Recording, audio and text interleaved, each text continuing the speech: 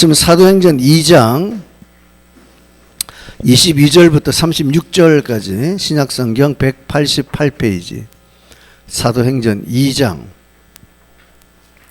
22절부터 우리 36절까지 말씀을 한 절씩 교독해 보겠습니다. 이스라엘 사람들아 이 말을 들으라. 너희도 아는 바와 같이 하나님께서 나사렛 예수로 큰 권능과 기사와 표적을 너희 가운데서 베푸사 너희 앞에서 그를 증언하셨느니라.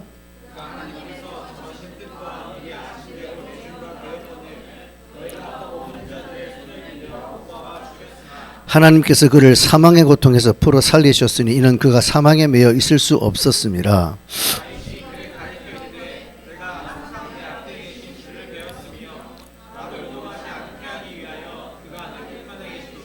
그러므로 내 마음이 기뻐하였고 내 혀도 즐거워하였으며 육체도 희망에 거하리니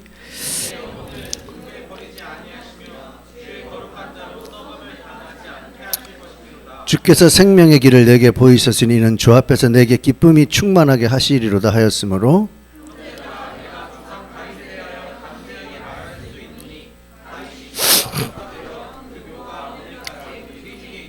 그는 선지자라 하나님이 이미 맹세하사 그 자손 중에서 한 사람을 그 위에 앉게 하리라 하심을 알고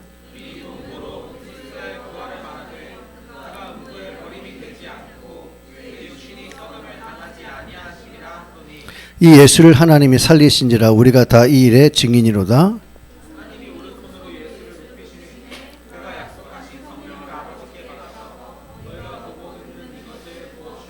다윗은 하늘에 올라가지 못하였으나 친히 말하 이르되 주께서 내 주에게 말씀하시기를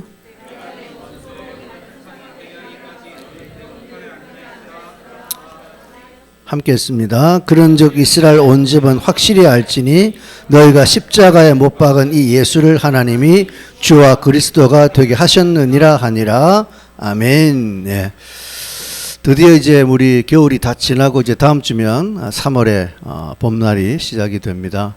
3월은 새로운 시작을 알리는 또 새로운 그런 시기이기도 한데요. 이제 여러 가지 또 바쁨과 분주함을 가져다 주고 또 우리가 이제 새롭게 시작하는 시기이기 때문에 자칫 잘못하면 또 우리의 삶의 우선순위를 또 세상의 일에 내어주기가 아주 십상입니다. 또 마귀는 이 틈을 노려서 어떻게든 새 학기 또 새로운 봄 이런 시간을 통해서 여러분의 신앙을 앗아간다는 사실을 알고 우리 솔트라인 말씀드렸지만 하나님에 대한 부유함을 가지지 않으면 세상의 짠물의 지배를 받아요.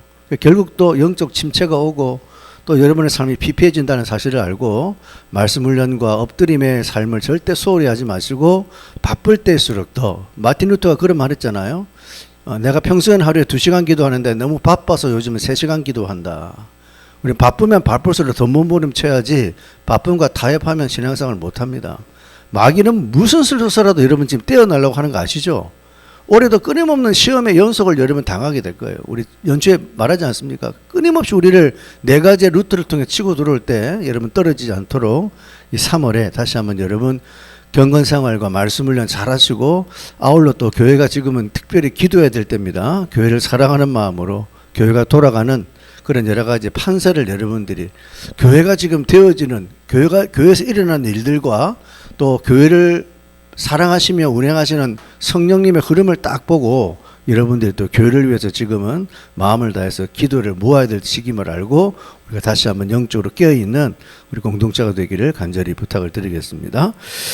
자, 우리는 지난주에 베드로가 오순절에 성령 충만 받은 사람들의 모습을 보고 새 술에 취하였다라고 조롱하는 사람들의 말을 듣고 이거 큰일 났구나. 성령 충만함을 받았는데 뭔가 모를 술에 취했다고 조롱하니까 이 오해를 풀어주기 위해서 베드로는 2가지 지금 시간이 몇 시냐? 오전 9시다. 시간적인 이유와 또 구약성경 요엘서 말씀을 끄집어내가지고 이들에게 이런 오해를 바로잡아주는 그런 말씀들을 우리가 함께 나누었습니다. 그래서 먼저 베드로는 성령 충만 받은 사람들이 다 갈릴리 사람들인데 한마디로 시골 사람, 손사람인데 이 사람들이 16개국 언어로 외국어를 하는 초자연 현상이 일어난 것을 베드로가 구약성경 요엘서 2장에 나와 있는 예언을 통해서 바로 이런 현상은 구약성경 요엘서 2장에 종말이 오면 세상의 말세가 되면 성령님 오실 텐데 성령을 하늘에서 부어주시면 나타나는 현상과 똑같은 바로 예언의 성취라는 사실을 베드로가 설명을 하는데, 여기서 끝내는 것이 아니라 그 요엘에서 2장에 보면 이어지는 내용 속에 바로 말세에 일어날 종말적인 현상에 대해서도 베드로가 우리 앞에서 봤지만 19절, 20절, 21절을 통해서 그것까지 지금 얘기를 합니다. 그래서 말세가 되면 세상에 갈수록 어두워지고 피와 불과 연기와 같은 끔찍한 재앙과 또 좋지 않은 일들이 끊임없이 발생해서 결국 세상은 장망성이 된다. 장래에 망할 것이다 라고 얘기하면서 베드로는 이런 장망성 앞에서 우리가 구원받는 길이 있다. 뭐냐? 누구든지 주의 이름을 부르는 자는 구원을 받을 것이다 라고 드디어 베드로가 예수님의 복음을 전하는 것을 저와 여러분이 보았습니다. 그래서 우리가 지난주에 설교의 제목은 뭐였죠? 기승전 예수예요. 그래서 이 말씀을 통해서 우리는 그 베드로 안에 계신 성령님의 역할은 예수님을 증거하는 것이고 예수님의 영광을 나타내기 때문에 그 성령님을 모시고 사는 사람, 성령의 주인이 되어 성령의 주관하시는 성령의 주어가 되어 사는 사람은 반드시 예수님을 증거하는 증인이 될 수밖에 없다. 그래서 성령의 주인 되어 사는 사람은요, 절대 자신을 드러내지 않아요. 베드로도 보세요. 자기들 증명하지 않아. 우리가 성령 충만 받은 사람이야. 너 내가 누군지 아니? 내가 성령을 모시고 사는 사람이야. 내가 충만한 자야. 이렇게 자기를 안 드러내잖아요. 그렇죠? 절대 자기가 안 나와요. 내가 누군데? 내가 뭐 누군지 알아? 내가 얼마나 놀라운 대단한, 절대 자기를 안 드러내요. 나는 죽고 예수가 드러나는 거예요. 그래서 나는 죽고 예수로 산다는 말이, 성령을 모시고 사는 사람은 자연적으로 나는 죽고 예수로 살고 결국은 예수로 사는 사람이니까 사도행전 1장 8절에 예언된 대로 오직 성령이 너에게 임하시면 너희가 권능을 받고 예루살렘에서부터 사마리아와 땅끝까지 이르러 내 증인이 되리라. 증인이 되어지는 사명자의 삶을 살 수밖에 없다는 사실을 우리가 지난주에 이 말씀을 통해서 보았습니다. 자, 이제 오늘은 그 말씀에 이어지는 내용인데요. 먼저 우리 22절만 남기고 22절 시작. 이스라엘 사람들아 이 말을 들으라. 너희도 아는 바와 같이 하나님께서 나사렛 예수로 큰 권능과 기사와 표적을 너희 가운데서 베푸사 너희 앞에서 그를 증언하셨느니라. 자, 오늘은 좀 이렇게 본문이 길기 때문에 본문의 내용을 좀 제가 쭉 풀어가면서 지금 베드로가 뭘 얘기하는지를 좀 설명을 드리겠습니다.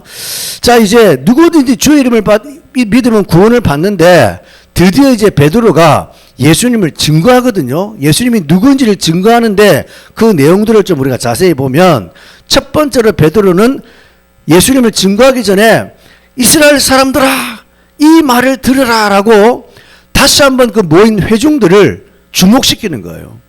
다시 말하면 이제 중요한 얘기를 하기 때문에 주의를 환기시킵니다. 집중!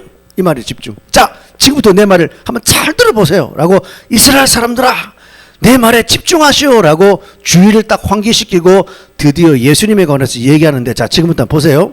22절에는 이런 얘기합니다. 하나님이 나사렛 예수를 이 땅에 보내셔가지고 그 나사렛 예수를 통해서 무엇을 행하게 했습니까? 큰 권능과 기사와 표적을 행하게 해서 이 땅에 오신 나사렛 예수가 하나님이란 것을 증명해 보였다는 거예요. 첫 번째가요. 예수님이 누구냐? 바로 이 땅에 사람으로 오셔서 큰 권능과 기사와 표적을 행하신 이 땅에 오신 하나님이다. 다시 말하면 첫 번째로 베드로는 예수님이 구원사역을 통해서, 여러분 우리 복음서 보면 예수님이 구원사역을 행할 때 수많은 사람들에게 기적을 베푸고 표적을 행하고 권능을 행하지 않습니까? 아무나 할 수 없는 거거든요. 하나님이기 때문에 그런 오병이의 기적이나 문둥병자 고치는 기적이나 나사로 살리는 기적을 일으키지 않습니까? 그래서 그 구원사역을 통해서, 기적을 통해서 이분이 하나님이다라는 사실을 설명하는 거예요. 두 번째로 23절에 보시면, 자, 또 뭐라고 하냐면, 그가 하나님께서 정하신 뜻과 미리 아신 대로 내준 바 되었다. 무슨 말입니까? 예수님은 하나님께서 이미 정해놓으신 뜻과 하나님의 계획대로 사람들에게 내준 바 되었는데 뭘 어떻게 내줬느냐? 너희가 법 없는 사람들의 손을 빌려 못 박아 죽였다라고. 예수님은 죄가 없지만 하나님의 뜻하신 계획과 예정대로 때가 되었을 때 예수님을 법 없는 자들, 악한 종교 지도자에게 내어줘 가지고 예수님을 십자가에 못 박도록 허용하셨다는 거예요. 그럼 여기서 말하는 두 번째 예수님은 무슨 예수님이에요? 십자가에서 죽으신 예수님. 십자가의 사랑을 보여주신 예수님을 설명합니다. 세 번째로 24절 보세요. 하나님께서 그를 사망의 고통에서 풀어 살리셨으니 이는 그가 사망에 매여 있을 수가 없다. 하나님은 예수님을 그 십자가 죽음으로 끝낸 게 아니라 십자가 죽음의 그 사망의 고통에서 다시 살렸어요. 왜? 예수님은 하나님이기 때문에 죽을 수가 없잖아요. 죽음으로 끝낼 수가 없잖아요. 전능자의 능력으로 다시 살아나셨다. 이 뭐예요? 예수님의 부활. 이것이 지금 베드로가 증거하는 예수님이 어떤 분인지에 대한 세 가지의 증거입니다. 큰 기사와 표적과 능력을 행하셨고 십자가에 죽으셨고 다시 살아나셨다. 자, 우리 결론적으로 36절로 가보세요. 자, 중간에는 나중에 보고, 자, 36절 읽어봅시다. 시작. 그런즉 이스라엘 온 집은 확실히 알지니 너희가 십자가에 못 박은 이 예수를 하나님이 주와 그리스도가 되게 하셨느니라. 라고 결론적으로 36절. 그런즉 모든 것의 결론이죠. 모든 것의 결론은 뭐냐? 이스라엘 온 집 확실히 알아. 또다시 주의를 환기시킵니다. 자, 잘 들어. 확실히 알아. 베드로는 다시금 회중들에게 주의를 환기시키고 집중하라 해놓고 바로 너희가 십자가에 못 박은 이 예수를 하나님이 주와 그리스도가 되게 하셨다는 거예요. 자, 우리는 여기서 다시금 이 그리스도에 대한 개념을 여러분들이 정확하게 짚고 넘어가야 돼요. 헬라어로 그리스도란 말은 구약 히브리어에는 여러분 잘 아는 메시아라는 용어와 똑같은 의미예요. 구약 히브리어의 메시아가 헬라어로 그리스도거든요. 이 말은 우리말로 표현하면 구원자.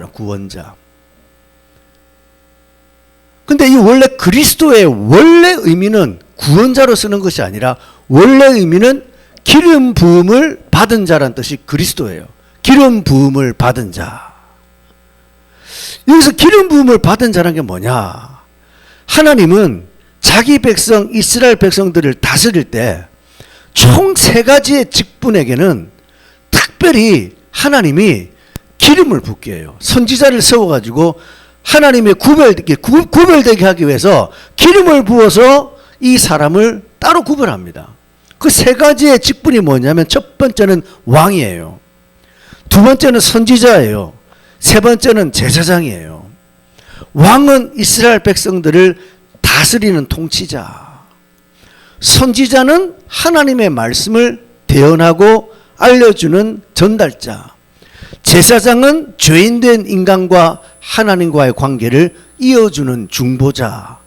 요 세 가지의 직분에 하나님이 기름 붓고 이 세 가지의 직분을 통해서 하나님은 자기 백성들을 인도하고 통치하고 함께하는 삶을 구약에 살았다는 얘기예요. 다른 직분, 랍비, 서기관 이런 데는 기름 붓지 않습니다. 딱 세 가지. 통치자, 하나님의 대언자, 하나님의 중보자. 요 세 가지의 직분에만 기름 붓는데 여기서 그리스도가 아까 무슨 자라고요? 기름 부음을 받은 자잖아요. 근데 그리스도가 기름 부음을 받은 자란 말은 뭐냐면 이 그리스도란 직분은 이 세 가지를 혼자 다 담당하는 거예요. 구약의 역사, 이스라엘 역사 속에는 하나님은 이스라엘 백성 인도할 때 왕을 따로 세우고 선지자를 따로 세우고 제사장을 따로 세웠는데 그리스도란 이 사람은 이분은 세 가지의 직분을 혼자서 다 감당하는 게 바로 그리스도입니다. 그래서 그리스도는 혼자서 하나님의 백성을 다스리는 이 세 가지 일을 다 할 수 있는 사람이 그리스도예요. 그래서 그리스도는 바로 우리의 구원자가 되는 거예요. 이해되십니까? 무슨 말인지? 그래서 성경에 그리스도는 우리의 구원자라는 표현을 쓰는 거예요. 근데 오늘 말씀을 보면 주와 그리스도가 되게 하셨다 그랬잖아요. 그죠? 예수님이 우리의 구원자인데 그 우리의 구원자인 예수님을 우리의 주가 되도록 하셔서 예수님이 주와 그리스도가 됐다는 말을 합치면 우리가 그리스도라고 말하면 이 그리스도라는 뜻을 우리말로 표현하면 제가 뭐라 그랬어요? 구세주가 되네. 구세주. 구세주란 말은 세상의 모든 문제에서 우리를 구원하실 유일한 나의 주님이란 말이 구세주란 말이거든요. 그러니까 예수는 그리스도란 말은 단순한 구원자로 끝나는 것이 아니라 주와 그리스도가 되겠다는 말은 이 우리의 구원자, 세상의 모든 문제에서 나를 구원하실 이분은 나의 주인이란 말이에요. 이게 구세주, 예수는 그리스도 주시라는 뜻의 우리말로 표현하면 예수님은 나의 구세주가 된다라는 사실입니다. 자, 이해되십니까? 확실하게? 이걸 여러분이 믿어야 돼요. 아시겠어요? 자, 오늘 지금 베드로가 복음 메시지를 전달하거든요. 지금 이 모인 사람들에게 예수님이 지금 선포하지 않습니까? 잘 보세요. 베드로가 전하는 복음 메시지가 뭔지 잘 보세요. 교회 나오면 천국 간다 이런 얘기 안 하잖아요. 그래, 맞아, 틀려요. 뭐 여기 천국 간다는 얘기 나옵니까? 물론 있긴 있지만 그게 중요한 게 아니라니까요. 복음이 뭔지를 정확하게 아셔야 돼요. 지금 베드로의 복음 메시지를 보면 총 4가지를 얘기합니다. 첫 번째는 예수님은 이 땅에 사람으로 오셔서 큰 권능과 기사와 표적을 행하신 기적의 하나님이란 거예요. 이 땅에서 기적을 일으키신 분. 두 번째는 뭐냐면 예수님은 십자가에 우리 위해서 십자가를 못 박혀 죽음으로 죄를 향한 하나님의 사랑과 대속을 이루신 십자가의 사랑을 얘기하지 않습니까? 세 번째, 예수님은 십자가 사랑으로 끝난 것이 아니라 하나님이 죽으신 예수님을 다시 살리셔서 이 예수란 분이 죽음에서 살아남으로 예수가 이 땅에 오신 진짜 전지전능하신 하나님의 사실을 보여주지 않습니까? 맞죠? 그다음 마지막으로 바로 이 예수님이 이 땅에 사람으로 오셔서 수많은 사람을 살리고 기적을 행한 이 예수님이 우리를 위해 십자가에 죽으시고 다시 부활하심으로 말미암아 이제 우리 뭐가 됐어요? 누구예요? 우리 누구예요? 몰라요? 진정한 구세주잖아요. 그래서 세상의 모든 문제에서 나를 구원할 유일한 나의 주님입니다. 자, 그러면 제가 여러분 질문 던져볼 거예요. 자, 지금 제가 4가지를 얘기했잖아요. 4가지. 그렇죠? 이 4가지 가운데 무엇이 제일 중요할까요? 뭐가 제일 중요합니까? 딱 답 안 나오면 이제부터 틀린 거예요. 답 안 나오면 이제 복음 모르는 사람이에요. 뭐가 제일 중요해요? 십자가예요? 부활이에요? 기적이에요? 뭐예요? 그냥 구세주예요. 십자가 아닙니다. 부활 아닙니다. 기적 아니에요. 오늘 성경 분명히 결론적으로 그런 적이 예수를 주와 그리스도 되게 하신 거잖아요. 이게 결론이에요. 부활도 십자가도 기적도 예수님이 우리의 구원자가 되기 위한 구세주가 되기 위한 딱 과정들이에요. 자, 제 말 틀렸으면 맞습니까? 복음의 완성은요, 예수님이란 분이 진짜 내 인생의 진짜 구세주, 세상의 모든 문제에서 나를 건져낼 죄만이 아니라, 고난만이 아니라, 죽음만이 아니라, 심판만이 아니라, 형벌만이 아니라, 마귀만, 모든 것에서 나를 건져낼 수 있는, 구원할 수 있는 진짜 내 주인이 예수님이다. 이것을 우리가 믿는 게 바로 복음 중에 복음이에요. 이것이 여러분의 확증이 돼야 돼요. 십자가도 중요하거든요. 부활도 중요해요. 저는 십자가를 폄하하고 부활을 폄하하고 이런 게 아니라 그건 전부 다 이 복음 중에 복음을 만들기 위한 과정이란 겁니다. 그 과정을 통해서 주님이 결국 우리에게 원하는 건 뭐냐면, 봐라, 내가 보는 예수가, 십자가에 죽은 예수가, 다시 살아난 부활한 예수가 바로 내가 너에게 보낸 너의 진짜 구세주야. 이 사실을 여러분이 믿는 거예요. 여기에 확증이 와야 돼. 확증이. 아시겠어요? 부활만 믿어? No. 십자가만 믿어? No. 하나님은 기적을 일으키면 No. 그게 아니라 결국 하나님의 종점은 뭐냐면, 복음 중에 복음은 예수가 우리의 메시아야. 예수가 우리의 구원자야. 그분이 구세주야. 이 사실을 우리로 하여금 믿게 하는 거예요. 자, 이게 첫 번째입니다. 오늘 본문에 베드로 복음 메시지 첫 번째예요. 두 번째 잘 보세요. 자, 오늘 본문이 이걸로 끝나지 않아요. 또 한 덩어리가 또 있습니다. 그게 바로 그 다음 나오는데, 베드로는 이렇게 예수님을 우리의 구세주로 알려주는데 저와 여러분들이 예수님을 구세주로 믿을 때 주어지는 축복과 은혜가 무엇인지를 25절부터 28절에 바로 다윗이 쓴 시편 16편의 예언의 말씀을 통해서 정확하게 우리에게 예수를 믿으면 어떤 일이 벌어지는지를 자 우리에게 얘기합니다. 자 25절과 26절까지만 봅시다. 자 같이 읽어봅시다. 시작. 다윗이 그를 가리켜 이르되 내가 항상 내 앞에 계신 주를 배웠으며 나로 요동하지 않게 하기 위하여 그가 내 우편에 계시도다. 그러므로 내 마음이 기뻐하였고 내 혀도 즐거워하였으며 육체도 희망에 거하리니. 자 본문 잘 보세요. 다윗이 그를 가리켜 이르되 하면서 여기서 그는 누구예요? 문맥을 잘 보세요. 누구예요? 하나님입니까? 예수님입니까? 성령님입니까? 예수님이죠. 그죠? 다윗은 예수님을 안다 모른다?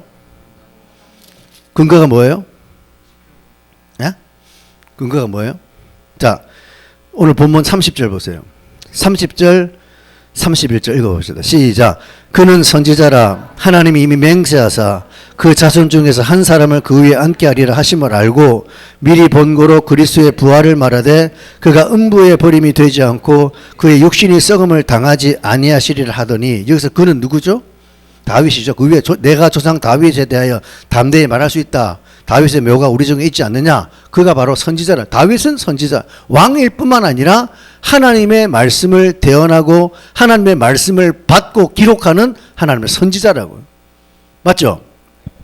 그래서 다윗이 하나님이 다윗에게 말하기를 야, 네 자손 중에 한 사람이 내가 그 위에 앉게 하겠다. 네 자손을 통해서 다윗의 족보를 통해 메시아가 오게 하겠다. 그 메시아가 바로 누구냐? 31절에 그리스도의 부활을 얘기하면서 이 다윗은 그리스도를 알고 있어요. 맞습니까? 틀립니까? 그러니까 오늘 본문 다시 오시면 25절에 다윗이 그를 가리키가 바로 예수님이에요. 그래서 뭐라냐면 내가 항상 다윗이 이런 말을 내가 항상 내 앞에 계신 주를 배웠다. 만났다. 에? 나로 요동하지 않도록 하기 위해서 그 예수님이 내 우편에 계셨다라고 다윗은 분명히 예수님을 알고 그 예수님을 내가 앞에 모시고 만났고 내 옆에 계시다 이런 얘기를 하는 거예요. 이해되십니까? 무슨 말인지? 성경 정확하게 보셔야 돼요. 다윗은 예수님을 알고 있어요. 하나님의 계시로 선지자이기 때문에. 그래서 여러분 하나님이 다윗에게 이걸 보여주시고 깨닫게 하신 것은 다윗으로 말하면 네가 요동치 않도록 하기 위해서 하나님이 너와 함께한다. 더 정확히 말하면 예수가 너와 함께한다. 이 사실을 예수도 하나님이잖아요. 그래서 하나님이 항상 내 앞에 계시고 내 우편에 나와 함께 하셔서 내가 어디를 가든 무엇을 가든 요동치 않도록 하기 내가 이 땅에 사는 동안 수많은 고난의 파도와 시험의 파도가 오지만 하나님이 나와 함께 계셔서 내가 요동치 않도록 하기 위해서 주님이 나와 동행한다는 사실을 시편 16편의 다윗은 그걸 깨닫고 있는 거예요. 그래서 여러분 26절에 다윗이 자기의 마음을 고백하기를 그러므로 내 마음이 기쁘고 내 혀도 즐거워하고 육체도 희망에 거한다고 하나님이 나와 함께한다는 사실을 믿는 임마누엘을 믿고 살아가는 다윗은 마음이 늘 즐거워 기뻐. 그러니까 마음이 기쁘니까 입에서 나오는 말도 행복해. 늘 감사해. 늘 좋아. 그리고 자기 육체도 희망 중에 거한다. 이게 뭡니까? 현세 문제 해결이죠. 현세 문제. 여러분 이렇게 살아요. 내 마음도 기쁘고 내 입술도 좋은 말만 나오고 항상 내 육신의 삶에 희망이 넘치는 삶 가운데 삽니까? 이게 임마누엘을 누리는 자의 삶이 되어야 돼요. 이게 안 되면 여러분 엉터리예요. 또 엉터리예요. 말씀 간증 쓰면 뭐합니까? 날마다 나가서 또 휘둘리고 출렁거리고 흔들리면 이거 아니에요. 자, 그 다음 보세요. 27절 28절 보세요. 이는 내 영혼을 음부에 버리지 않아요. 하나님이 다윗의 영혼을 음부에 버리지, 음부는 지옥을 말하죠. 지옥에 빠뜨리지 않고 주의 거룩한 자, 다윗을 주의 거룩한 자로 썩음을 당하지 않게 하실 것이다. 그래서 28절에 주께서 생명의 길을 내게 보이셨으니 주 앞에서 내게 기쁨이 충만케 하시로다. 이거 두 번째는 뭐냐면 내세 문제. 죽고 난 다음에 내 영혼을 절대 지옥에 보내지 않는다. 그리고 썩지 않도록 한다. 그래서 항상 나는 기쁨이 충만하다. 항상 하나님이 내게 생명의 길을 보여주셨다. 이게 뭡니까? 두 번째로 현세 문제 해결. 두 번째 뭐예요? 내세 문제 해결. 예수를 믿으면 우리의 삶에 이런 여러분 결과가 나와야 돼요. 이런 결과가. 완전한 현세 문제 해결, 완전한 내세 문제 해결. 이게 여러분 우리가 가지고 살아야 될, 예수를 믿는 자가 가지고 살아가는 삶의 결과입니다. 다윗이 자신과 함께하는 하나님으로 말미암아 자신에게 현세 문제 해결, 내세 문제 해결됐듯이 베드로 역시 오늘 우리들을 향해서 누구든지 예수님을 그리스도를 믿고 살아갈 때 하나님이 함께 하심으로 동일하게 현세 문제, 내세 문제 해결받고, 그래서 우리의 마음도 기쁘고 우리의 혀도 즐겁고 육체도 희망에 거하고 내세의 부활을 소망 가지고 기쁨으로 살아간다는 거예요. 이게 임마누엘을 누리는 자, 동행의 기쁨을 믿고 살아가는 자의 삶의 모습이에요. 이것으로 끝났습니까? 아닙니다. 자, 우리 33절을 보세요. 33절 시작.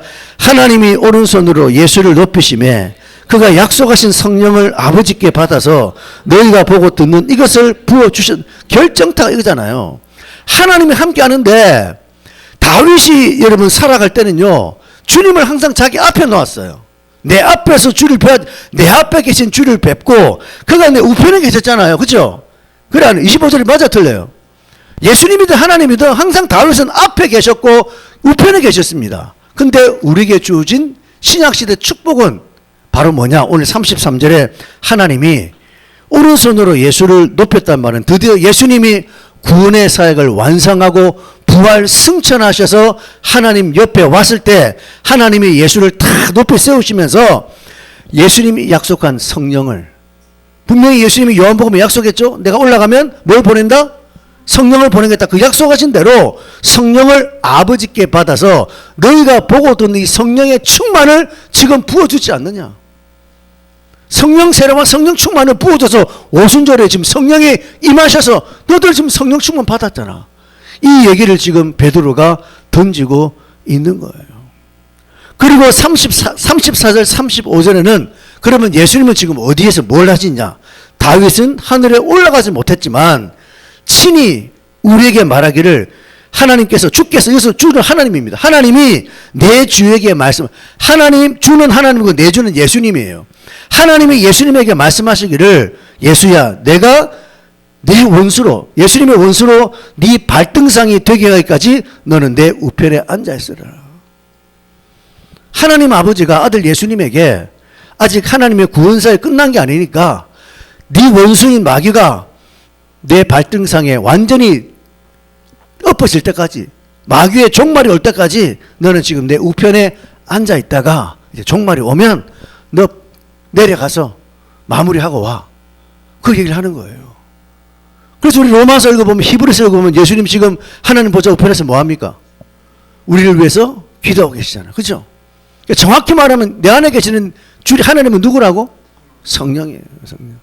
뭘 예수라도 틀린 건 아니지만, 왜? 예수가 성령님이 예수님의 영이기 때문에 예수님 내 안에 계시도 틀린 말은 아니지만, 정확하게 얘기하면 지금 예수님은 여러분 마음속에 계신 것이 아니라 하나님 보좌 우편에 앉아서 지금도 우리 위해 중보기도 한다고 해요. 완전한 계시가 지금 다윗을 통해 이루어지지 않습니까? 이게 지금 오늘 베드로가 우리에게 전하는 복음 중에 복음 메시지예요. 자, 그러면 보세요. 오늘도 저와 여러분이 베드로가 전한 복음을 듣고, 자, 예수님을 내가 진짜 구세주로 모시고 살면 현세 문제 해결, 내세 문제 해결 뿐만 아니죠. 우리 안에 성령님이 들어오셔서 내 속에서 함께 하시는 너무나 명확하고 확실하고 분명한 임마누엘 역사가 이루어지지 않습니까? 그래서 우리는 성령과 동행하는 거예요. 성령님과 함께. 이 어마어마한 축복을 누리고 사는 거예요. 진짜 관건은 뭐냐? 이제부터 문제입니다. 관건은 뭐냐? 문제는 뭐냐? 실제로 저와 여러분이 오늘 하루를 살아왔어요. 지난 일주일을 살아왔어요. 지난 1년을 살아올 때 정말 여러분이 이 사실을 지금 현실로 지금 내가 믿고 구사하고 살아가고 있는가, 그걸 돌아봐야 된다는 거예요. 은택이가 지난 한 주간 살아올 때 이 사실을 내가 지금 믿고 살아가고 있는가?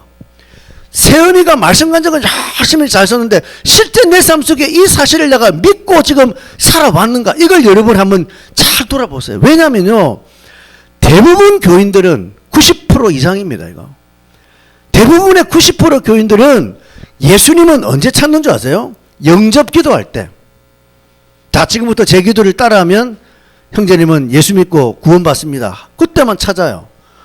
그리고 여러분들이 개인 기도할 때, 개인 기도 끝날 때 이 모든 말씀 예수님 이름으로 기도합니다. 이때 주문처럼 꼭 하죠. 그리고 여러분들이 실제로 여러분이 인생의 고난의 파도가 오고 문제의 파도가 올 때 여러분 어떻게 살아갑니까? 혹은 여러분들이 지금 이 세상에서 살아갈 때, 교회 생활할 때, 신앙생활할 때 어떻게 여러분 신앙생활하는지를 한번 돌아보세요.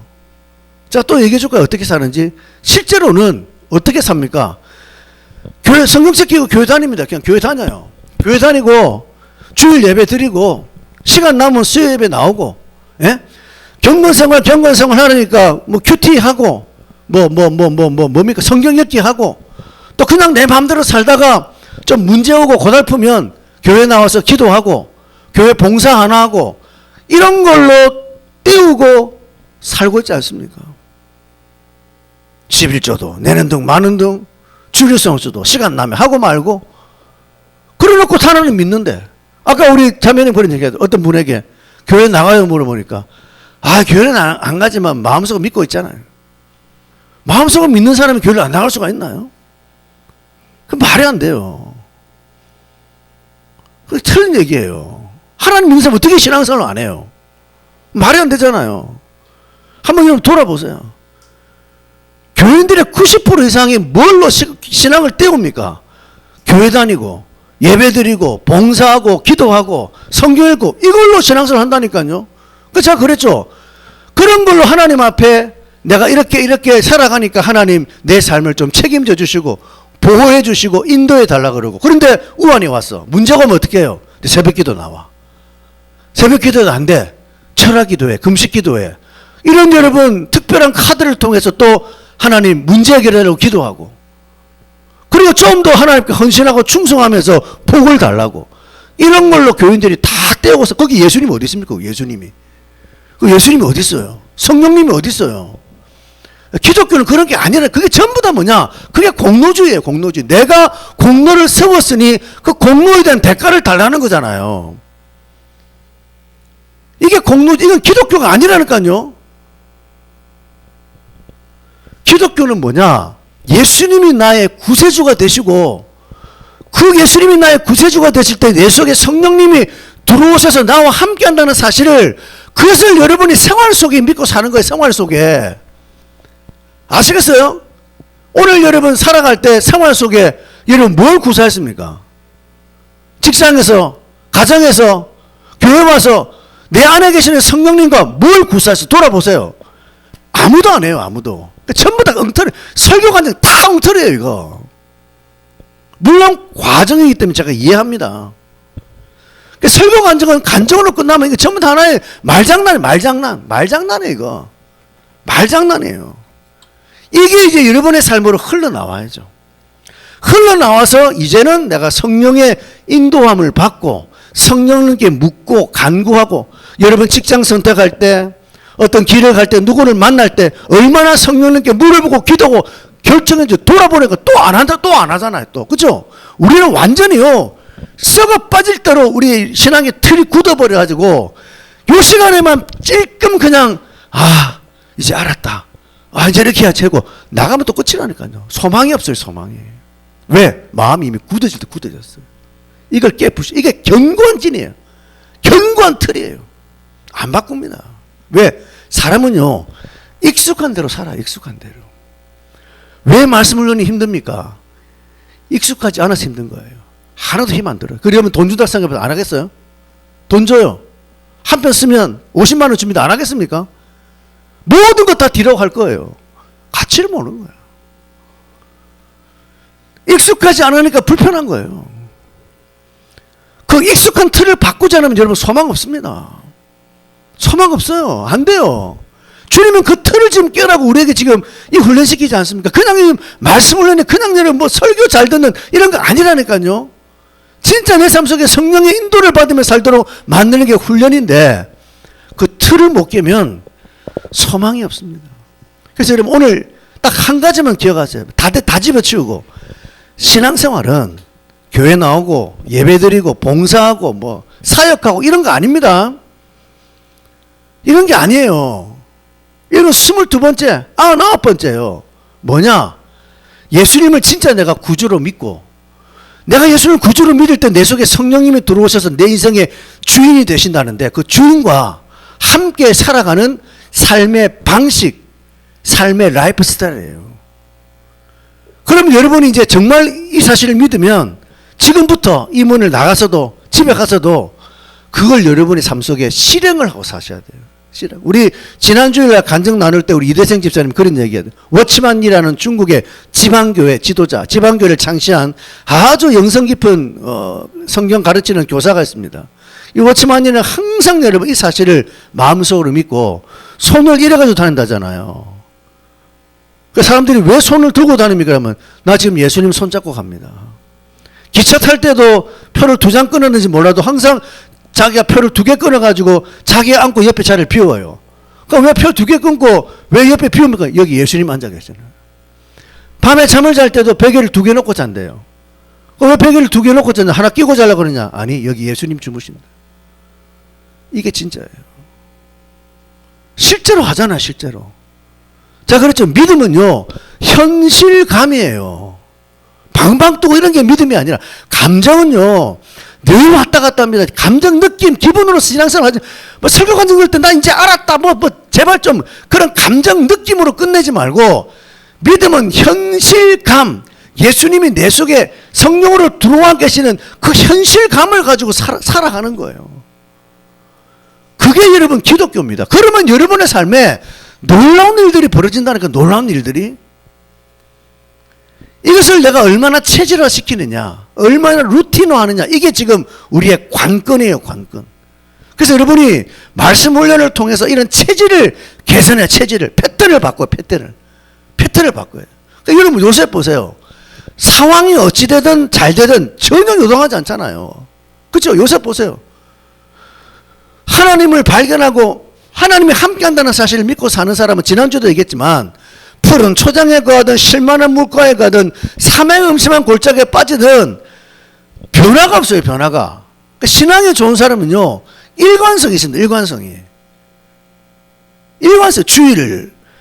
주일도 변화가 없고 물질생활 변화가 없고 인간관계 변화가 없어요. 항상 모든 게 그대로 가요. 그대로. 왜? 주님이 주인이면 되는 거야. 내가 잘 되든 못 되든 상관없어. 아까 우리 성은한테 그런 이제 뭐 우스갯소리 얘기했지만 내가 뭐 면접 보고 떨어지든 그거하고 주님하고 아무 상관없어요. 주님이 그거 모르겠습니까? 주님이 그거 안 보겠어요? 주님은 이제 성인의 마음 보는 거죠. 이런 상황 속에 네가 나를 인정하니? 네가 나를 신뢰하니? 그걸 보고 싶은 거예요. 떨어져도 되고 안 떨어져도 되고 죄수로 가도 되고 감옥에 들어가도 되고 노예가 되어도 되고 요셉의 마음속에는 어떤 상황이 어떤 형편 하나님과 아무 상관없는 거예요. 그래도 하나님은 내 주님이고 그래도 하나님은 나와 함께 하시고 그래도 하나님은 내 인생을 인도하실 것이고 이것을 우리의 삶 속에 인정하고 구사하는 것. 지난주에 인도와 인정, 그죠? 하나님을 인정하는 것을 구사하면 인도해 주는 거예요. 모든 상황 속에. 그러니까 신앙은 구사력이에요. 구사력. 내가 말씀을 통해서 받은 이런 사실들을 어떻게 삶 속에 구사하느냐의 문제지 그냥 들떠가지고 이런 결단과 이런 걸로 되는 게 아니에요. 똑같은 패턴이죠 지금. 제발 여러분 신앙이 뭔지 눈을 뜨셔야 돼요. 오늘 우리는 복음 중에 복음이 무엇인가 분명히 알아야 됩니다. 십자가도 부활도 아니요, 기적도 아니요, 딱 하나요. 이 모든 것을 이루신 그 예수님이 나의 구세주란 사실을 분명하게 믿으면 오늘 내 마음속에 성령님이 들어오셔서 나와 함께 하신, 지금까지 우리 교회에서는 복음의 메시지가 베드로와 똑같지 않습니까? 똑같은 내용이잖아요. 그럼 지금 우리가 얼마나 많은 복을 받았는지를 다시 한번 깨달아서 와, 이거 완전 현세 문제 해결, 내세 문제 해결, 완전히 완전한 거구나. 그리고 무엇보다도 성령님이 내 속에 들어오셔서 우리와 함께하는, 다윗이 누렸던 하나님이 내 앞에 계시고 내 우편에 계시는 정도가 아니라 내 속에 그냥 들어오셔서 영원히 나와 함께 한다는 사실에 대해서 여러분이 감사하고 감격하고 감동하고 정말 우리의 마음속에 기쁨이 넘치고 우리의 혈과 즐거워하고 내 육체가 소망 중에 살아가고 내 영혼의 부활을 믿고 정말 이 기쁨을 여러분의 삶 속에 구사하고 증거하고 나타내는 이런 신실하고 아름답고 복된 인생을 살아가는 저와 여러분의 삶이 되시기를 주의 이름으로 축원합니다.